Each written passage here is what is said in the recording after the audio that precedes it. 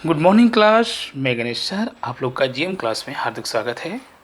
इसके पहले मैंने सीडीपी का 24 क्वेश्चन लेकर आ चुका हूं और आज आपके बीच में 25वां क्वेश्चन है, जिसमें कि 15 क्वेश्चन का श्रृंखला है।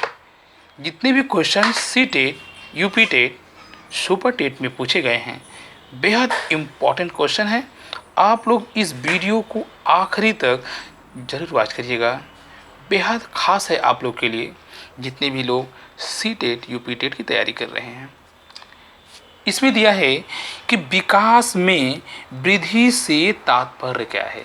विकास में वृद्धि से तात्पर्य ज्ञान में वृद्धि, संवेग में वृद्धि, वजन में वृद्धि, आकार, सोच, समझ, कौशलों में वृद्धि। तो विकास में वृद्धि से तात्पर्य है आकार में, सोच में, समझ में, कौशलों में वृद्धि। तो विकास में वृद्धि से तात्पर्य क्या है? आकार, सोच, समझ, कौशलों में वृद्धि। यानी कि आपका 25वां का ऑप्शन नंबर डी हो जाएगा। अगला क्वेश्चन आपके बीच में है,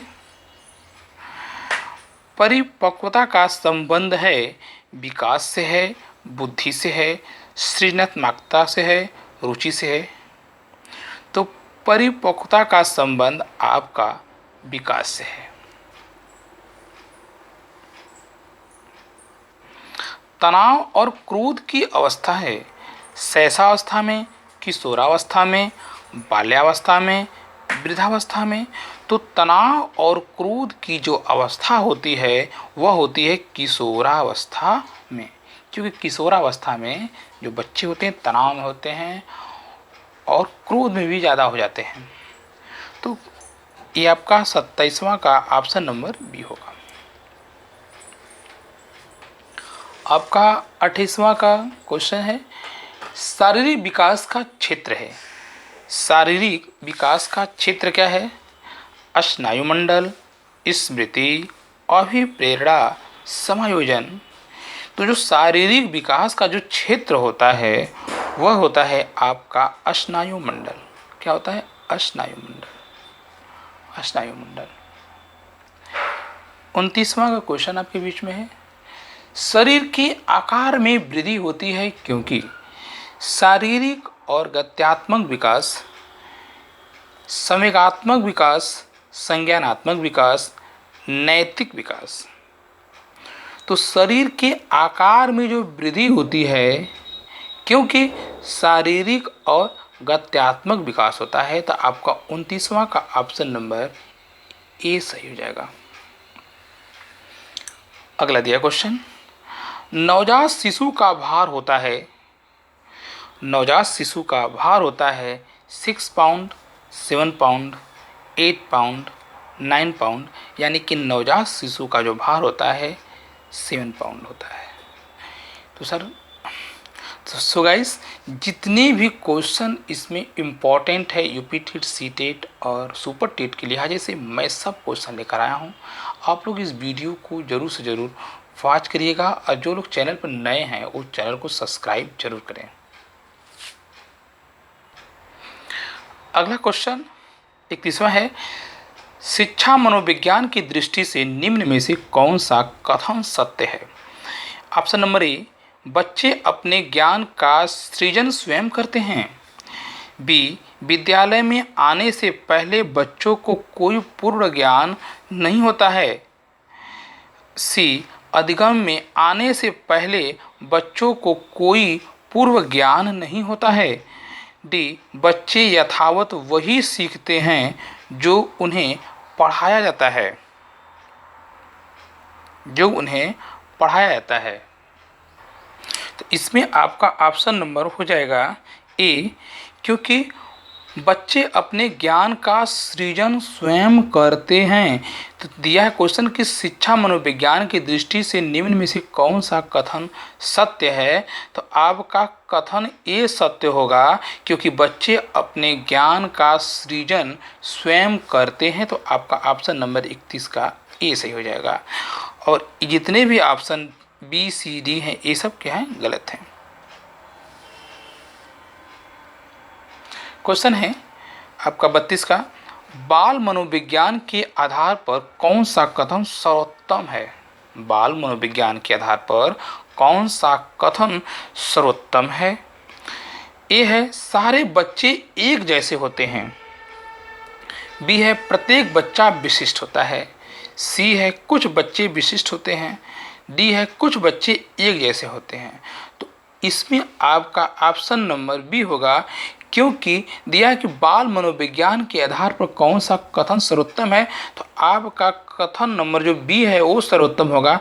जो प्रत्येक बच्चा विशिष्ट होता है, जो प्रत्येक बच्चा होता है वह विशिष्ट होता है, न कि सारे बच्चे एक जैसे होते हैं, न कि कुछ बच्चे विशिष्ट होते हैं, न कि कुछ बच्चे एक जैसे होते हैं। तो आपका ऑप्शन नंबर बी हो जाएगा, प्रत्येक बच्चा विशिष्ट होता है। बाल मनोविज्ञान के आधार पर सर्वोत्तम कथन यही है, प्रत्येक बच्चा विशिष्ट होता है। तो आपका ऑप्शन नंबर बी हो जाएगा, यानी कि 32वां का बी। 33वां क्वेश्चन आपके बीच में है, एक बच्चे की वृद्धि और विकास के अध्ययन की सर्वाधिक अच्छी विधि कौन सी है? ऑप्शन नंबर ए मनोविश्लेषण विधि, बी तुलनात्मक विधि, सी विकासी विधि, डी सांख्यिकी विधि। तो आपका ऑप्शन नंबर सी होगा इसमें से, क्योंकि एक बच्चे की वृद्धि और विकास के अध्ययन की सर्वाधिक अच्छी विधि है विकासी विधि होता है, न कि मनोविश्लेषण विधि होता है, न कि तुलनात्मक विधि, न कि सांख्यिकी विधि। आपका विकासी विधि होता है। एक बच्चे की वृद्धि और विकास के अध्ययन की सर्वाधिक अच्छी विधि विकासी विधि होता है। 34वां का क्वेश्चन आपका है कि निम्न में से कौन सा सूक्ष्म गति कौशल का उदाहरण है? जैसा कि मैंने आपको जितने भी नोट्स दिए हैं उसमें ये सब क्वेश्चन के हेडिंग हैं। दिया कि निम्नलिखित में से कौन सा सूक्ष्म गति कौशल का उदाहरण है? लिखना, चढ़ना, फुदकना, दौड़ना। तो आपका ऑप्शन नंबर हो जाएगा, लिखना जो होता है सूक्ष्म गति कौशल का उदाहरण है। एक क्वेश्चन कई बार सी-टेट में रिपीट किया है। निम्नलिखित में से कौन सा सूक्ष्म गति कौशल का उदाहरण है? लिखना, न कि चढ़ना, न कि फुदकना, न कि दौड़ना। आपका लिखना है जो सूक्ष्म गति कौशल का उदाहरण है। अगला क्वेश्चन है, मानव विकास को क्षेत्रों में विभाजित किया जाता है, जो है शारीरिक, आध्यात्मिक, संज्ञानात्मक और सामाजिक। बी है शारीरिक, संज्ञानात्मक, संवेगात्मक और सामाजिक। सी है संवेगात्मक, संज्ञानात्मक, आध्यात्मिक और सामाजिक मनोवैज्ञानिक। डी है मनोवैज्ञानिक, संज्ञानात्मक, संवेगात्मक और शारीरिक। तो आपका ऑप्शन नंबर डी होगा, मानव विकास के क्षेत्र को विभाजित किया जाता है मनोवैज्ञानिक, संज्ञानात्मक, संवेगात्मक और शारीरिक। आपका ऑप्शन नंबर डी होगा। 35 का ऑप्शन नंबर डी।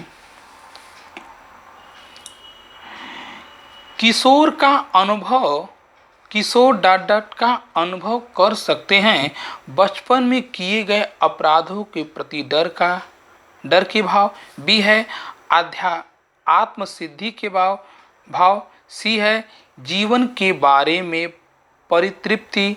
डी है दुश्चिता और स्वयं से सरोकार। तो आपका किशोर दुश्चिता और स्वयं से सरोकार का अनुभव कर सकते हैं।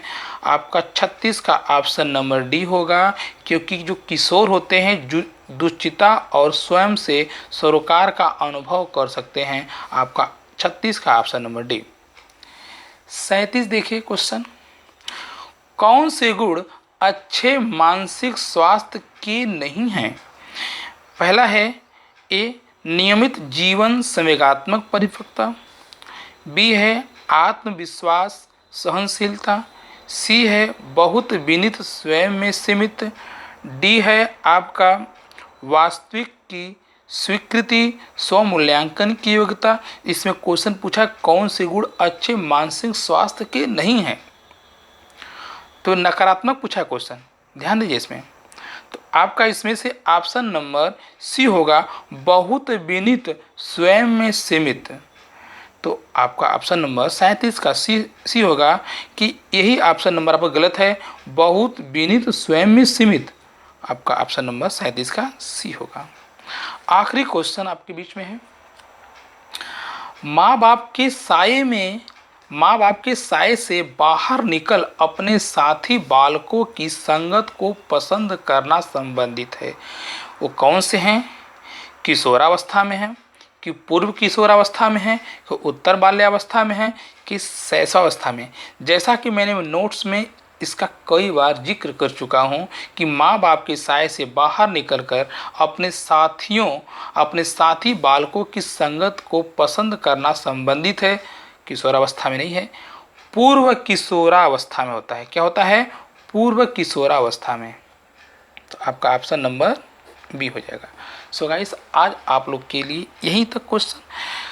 कल इसमें से 15 क्वेश्चन फिर लेकर आएंगे, जितनी भी इम्पोर्टेंट सीटेट, यूपीटेट, सुपरटेट के लिहाजे से है। आप लोग इस वीडियो को आखिरी तक जरूर वॉच करिएगा। धन्यवाद।